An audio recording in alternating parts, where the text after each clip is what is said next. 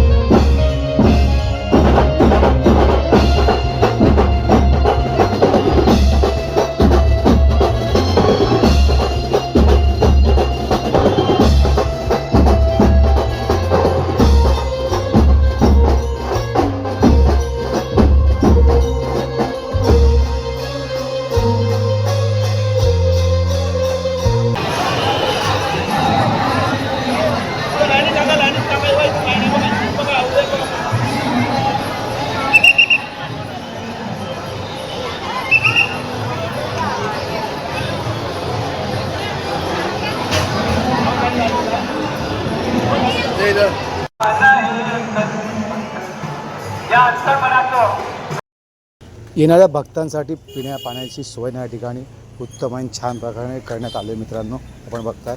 हे आनंदासाठी आहे. लक्षात ठेवा, तुम्ही इकडे ह्या ठिकाणी पैसे खर्च केलात तर तुमच्या अंगाला लागतील.